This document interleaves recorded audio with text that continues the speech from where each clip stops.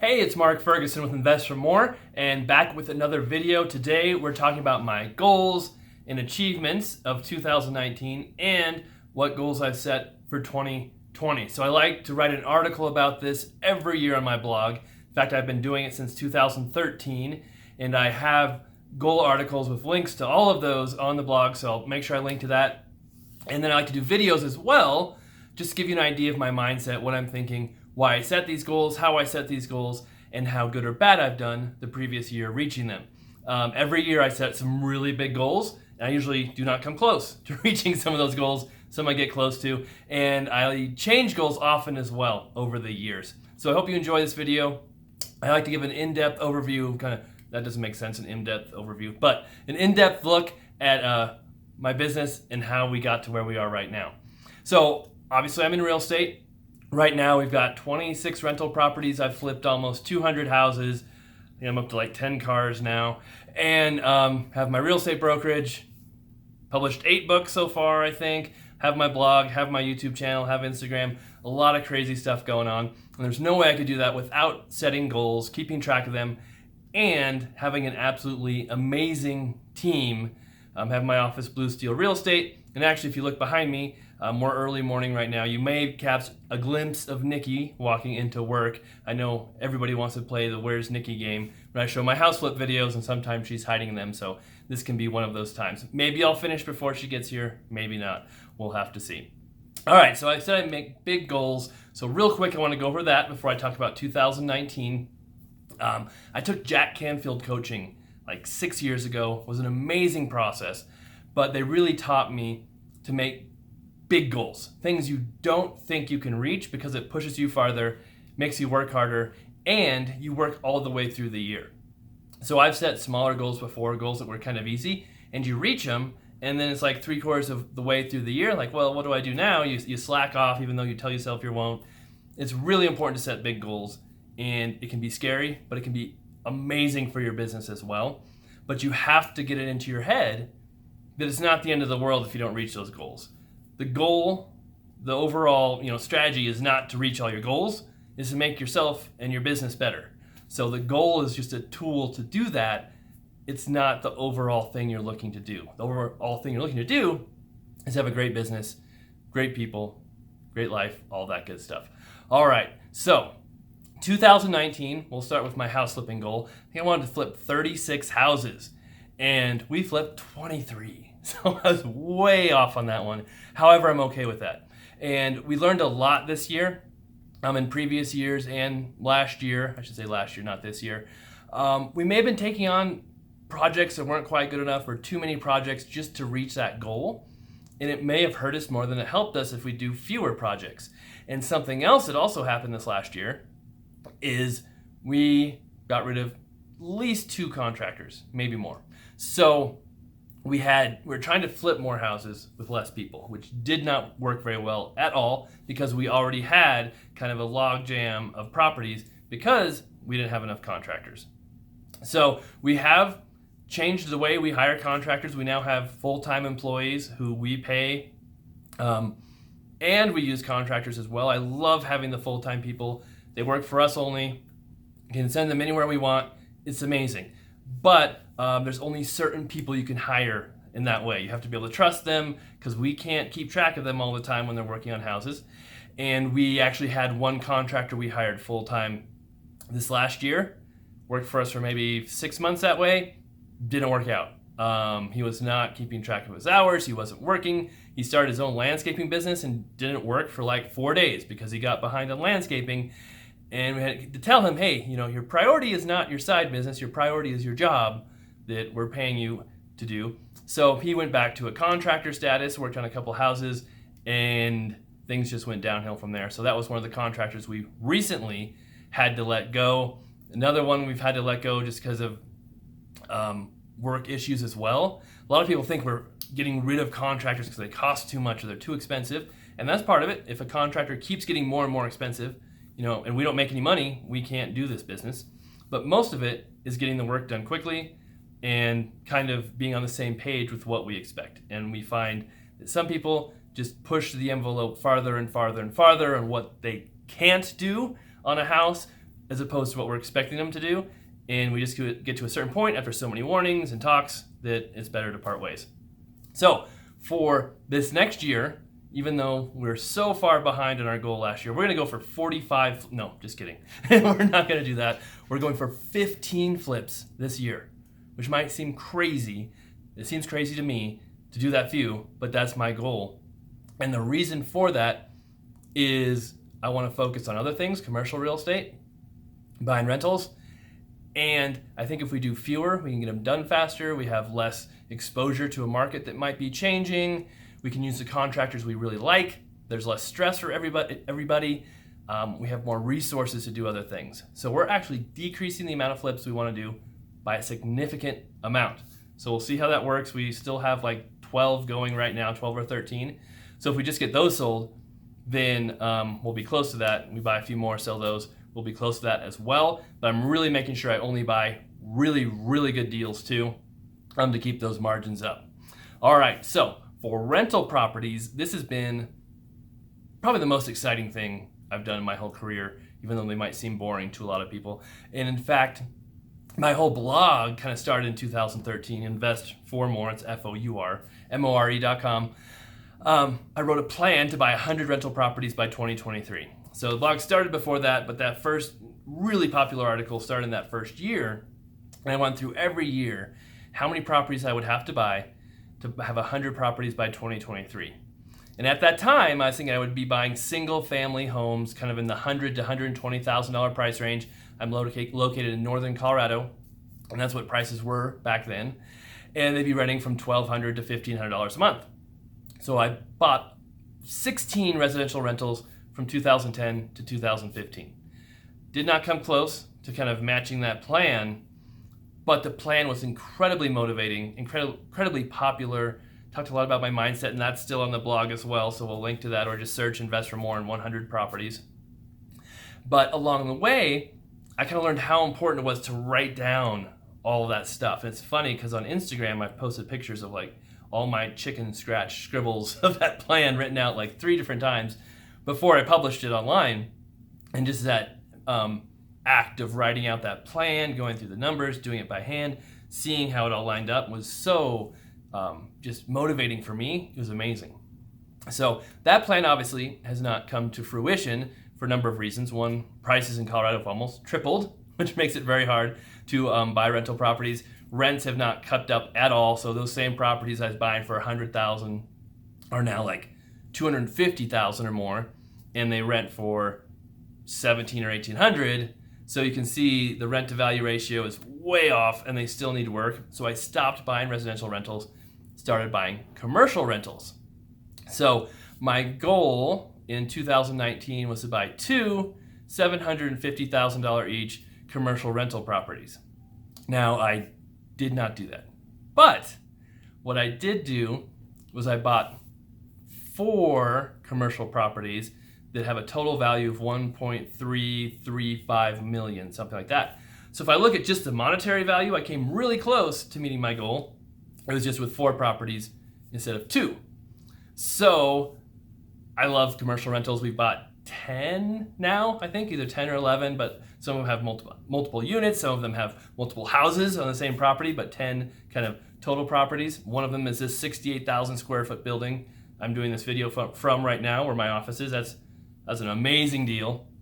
So I want to keep focusing on buying commercial properties, value add properties, and expanding that. So one of the properties I bought in 2019, I'll link to these as well, was a property in Eaton, Colorado, 10,500 square feet, was on the MLS for months. We bought it for $600,000 in that range, and was rented for $2,800 a month when we bought it. Completely under rented. But we were able to go in, renegotiate a lease with the tenant. He only took half the building, paying over $4,000 a month. Now we have the other half for lease. We're trying to get that leased. If we get that leased for about the same amount, that building is worth well more than $1 million. And that's kind of the power of value add commercial and why we're focusing on it so much. This big building here, the 68,000 square foot building, bought for $2.1 million in 2018. Recently had an appraisal on it for almost $4 million.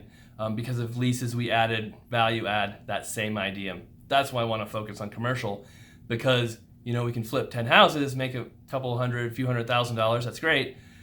Or we can do one commercial deal and make more than that with tax-free money through a refinance.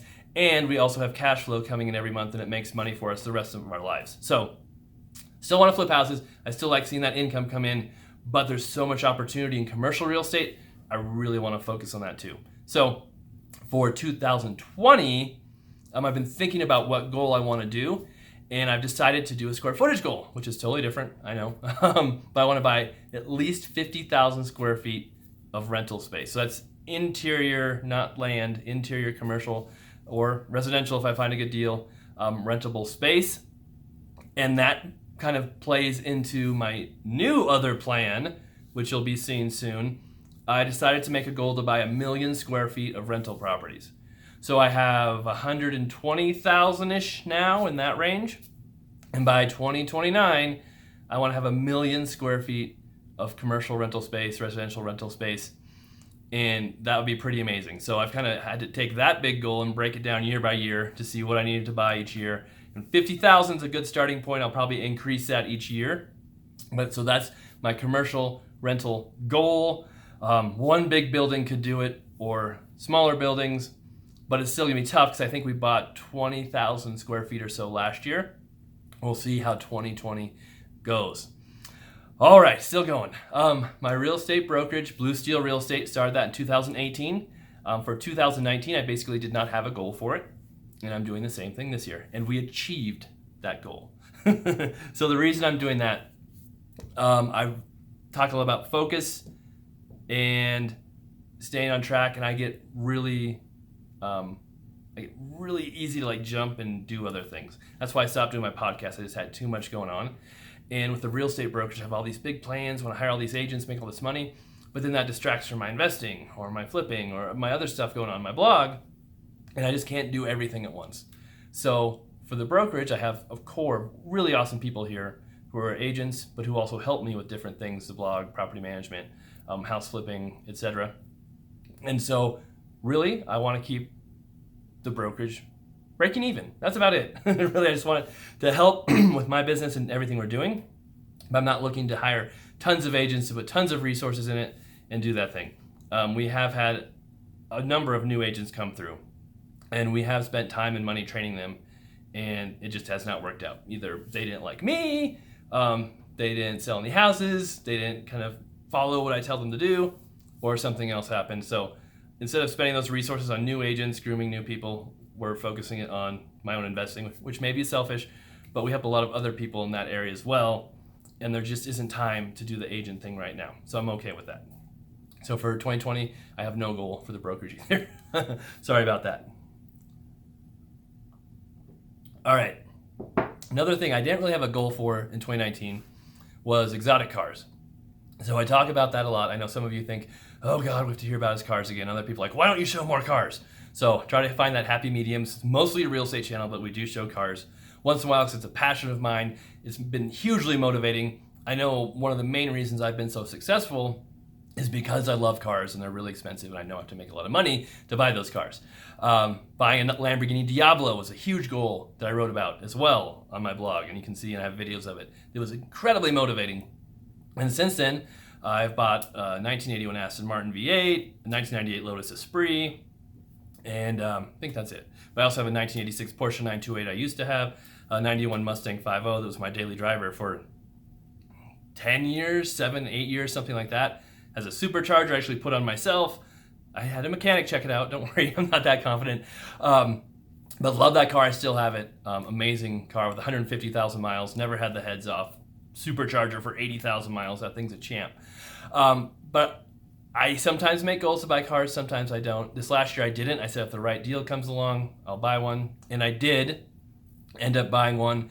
And it's a car I really should have bought a long time ago, because in high school, I used to have 3 of them. I had a 1987, a 1990, and a 1990 Turbo Toyota Supra.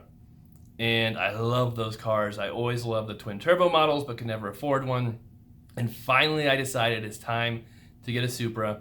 So I made a milestone that I said when I hit 50,000 Instagram subscribers or followers, which I did this year, I start looking seriously for a Supra. And literally like 2 weeks after I did that, I found one I liked, bought it, and I've shown some videos of it, but not a full video of the whole car. 1994 Baltic Blue Toyota Supra, black interior, 6-speed, twin turbo, has like 120,000 miles, which I'm okay with because the car is super clean, great shape, has tons of records. And when you're buying these cars, a lot of times it's better to get a really good car with higher miles that's been maintained than a garage queen that's never been driven and has tons of problems. And I drive my cars. I don't plan to sell them, so it's not like I'm super worried about getting a $30,000 mile car or a 30,000 mile car that is worth twice as much as mine. So I love the car. I'll have a full video coming up eventually, soon, hopefully. But that was what happened with exotic cars for next year. I have the same amazing goal of maybe not. If something comes along, I'll get it. So that's my plan. I really do have a few cars on my list still I want to get. Countach, love an old Maserati Ghibli at some time. Porsche 930s are amazing. There are some cars on my list, but we'll see what happens. And something else that was super exciting, and you'll see on my house video, I promise eventually I will do that, is I picked up 3 garage lifts for part of my garage, so I can actually fit the cars in the garage now. So it's kind of cool to see the Lotus on top of the Supra and the Aston Martin on top of the 928, and then the Diablo's in its own space now, but eventually I'll get the Mustang back over, and we'll have the Diablo above the Mustang because the Diablo doors swing up, so they hit the bottom of the lift. So it has to be on top, but it's so wide, I'm not sure how well it's going to fit on that lift. We'll have to see how that works. All right.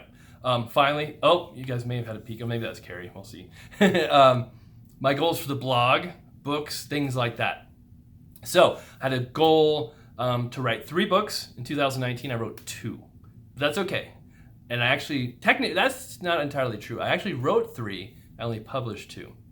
So I wrote Buying Into Success, which was a fiction book about Mo, a guy who's kind of stuck in the corporate world who wants something more out of life, discovers real estate, and then ends up buying his first house. So that was a crazy book to write something like that. I'd never written anything like that.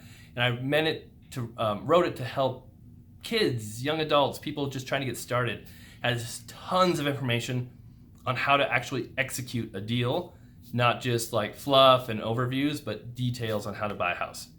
The second one I wrote was 101 House Flipping Tips, which are 101 tips, quick, easy reads, just things over the year I have learned.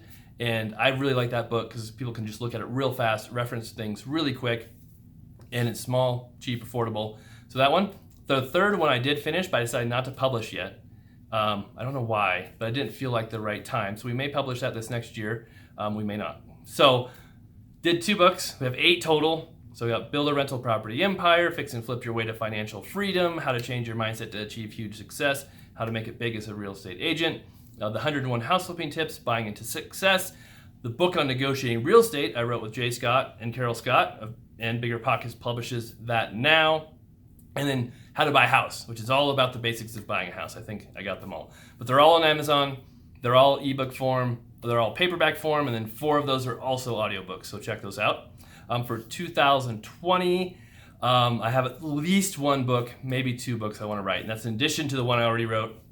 A lot of people have been asking for 1 book and the other book 2. So working on those currently. They should definitely be out. That should be exciting. We'll see how that goes. Now, as far as the other blog goals, I want to increase traffic. That's a horrible goal, not very specific. But I had someone working for me, helping with the blog. We actually let him go, or he let himself go, I should say. It wasn't a good fit. He did help a ton, helped me learn so much, but we had different philosophies on different things. And now we're kind of doing everything in-house. So along with that, I actually hired my nephew to work with me in 2019, which was super cool. He does not want to be a real estate agent. He graduated from the Colorado School of Mines in 3 years with a 3.99 GPA. He had 1 A-. So if you know the Colorado School of Mines, it is a very good school, very difficult school. And he graduated in economics, and just amazing. I had no inkling, thought, even hope that he would come work for me, but he did. So that's amazing. He's been doing awesome since he's been here. His office is right next to mine. He's probably hearing me talk about this right now, so hopefully he's not getting too big of a head. But no, he's doing great. Really helps with all the numbers. The business has tons of ideas, helps with the blog, does tons of great stuff. So really nice to have him around.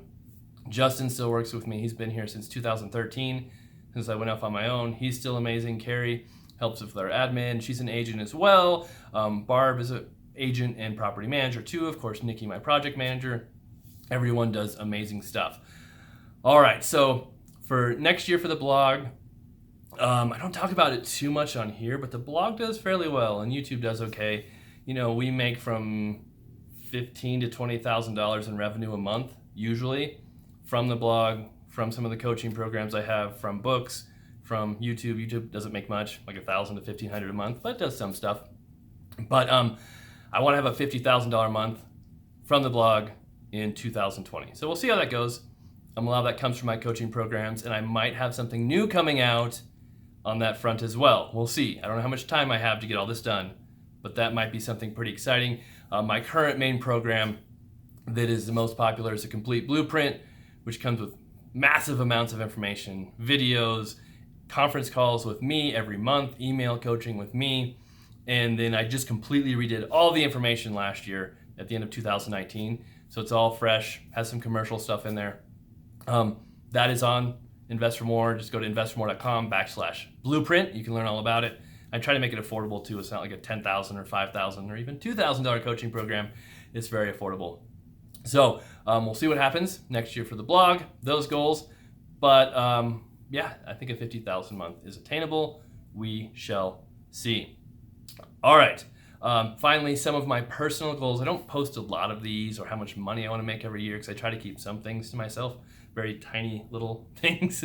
But one of the goals I did last year, which I'd never done before, was a goal to run a certain amount of miles. So I said I wanted to run like 600 miles or something crazy like that. And I actually started out on pace to run almost 1,000 miles, which was pretty cool. And then I had a baby. So we had our third child, Irely Sloan Ferguson, and that kind of threw a wrinkle in things. So I stopped running as much, but the biggest thing I did is I stopped keeping track of it. So I know I ran at least 600 miles, but I'm not sure how many.